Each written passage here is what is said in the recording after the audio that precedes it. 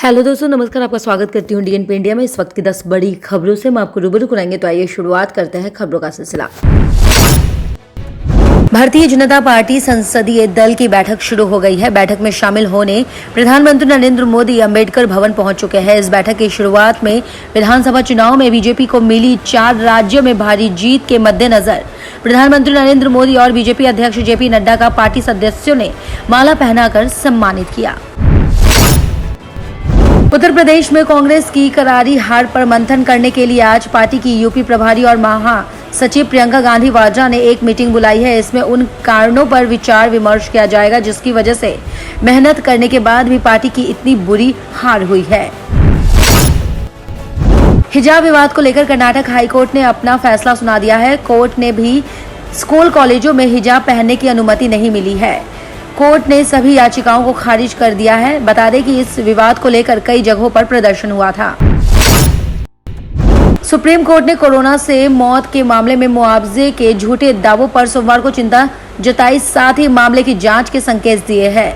वहीं high court ने कहा है कि उसने कभी कल्पना नहीं किया था कि इसका भी दुरुपयोग होगा। उन्होंने सोचा था कि नैतिकता अभी इतनी नीचे नहीं गई है। कोर्ट ने कहा कि वो मामले की जांच सीएजी को सौंप सकता है।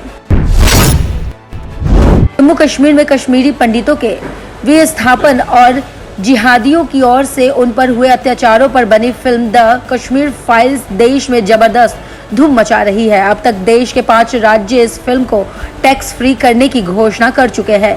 उधर फिल्म द कश्मीर फाइल्स पर सियासत शुरू हो गई है। इसे लेकर कांग्रेस और भारतीय जनता पार्टी आमने सामने आ गए हैं। केरल कांग्रेस ने कश्मीरी पंडितों पर कटाक्ष भरे ट्वीट करके पार्टी को सांसद में डाल दिया है। इस क्रम में सबसे पहले केरल कांग्रेस ने फिल्म को लेकर एक विवादित ट्वीट किया। हालांकि पार्टी ने बाद में ट्वीट को डिलीट कर दिया।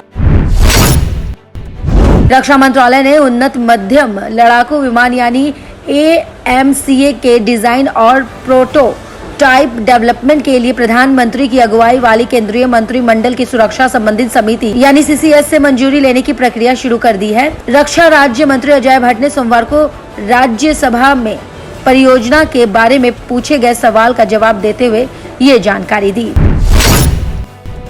राजस्थान और गुजरात पर प्रति चक्रवात अब भी मौजूद है। जिस स्थान पर यह चक्रवात बना हुआ है वहां तापमान काफी बढ़ा हुआ है। इस वजह से गुजरात की तरफ से आ रही गर्म हवाओं से पूरे मध्य प्रदेश में अधिकतम तापमान लगातार बढ़ रहा है। गुजरात और महाराष्ट्र के सौराष्ट्र, कच्छ और कोंकण और राजस्थान एवं तटीय कर्नाटक में लू चलने की चेतावनी है। दिल्ली NCR में तापमान में इसी सप्ताह और वृद्धि होने के आसार है। मंगलवार को दिन भर खिली रहेगी धूप, वहीं 34 डिग्री तक जा सकता है पूरा तापमान। वहीं शनिवार तक अधिकतम तापमान 26 जबकि न्यूनतम तापमान 18 डिग्री पहुंच जाने का पूर्वानुमान लगाया गया है। गंगा को स्वच्छ बनाने के अभियान को मिली शुरुआत सफलता के बाद केंद्र ने अब यमुना, नर्मदा, झेलम और महानदी के साथ देश के 13 प्रमुख नदियों के संरक्षण का भी फैसला किया है। इसका जिम्मा फिलहाल वन एवं पर्यावरण मंत्रालय ने संभाला है।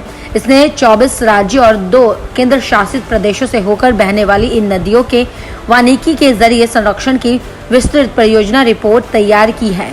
इस पर आने वाले वर्षों में करीब 20,000 करोड़ रुपए खर्च करने के प्रस्ताव है।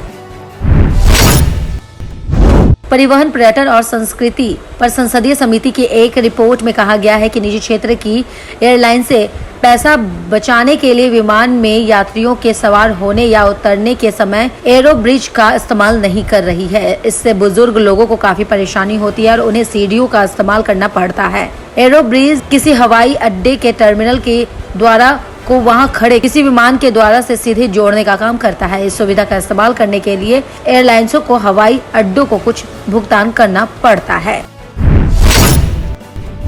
रूस और यूक्रेन के बीच चल रहे युद्ध के 20वें दिन भी दोनों देशों के बीच सुलह नहीं हो पाई है। दोनों देश एक दूसरे के खिलाफ लगातार हमला कर रहे हैं।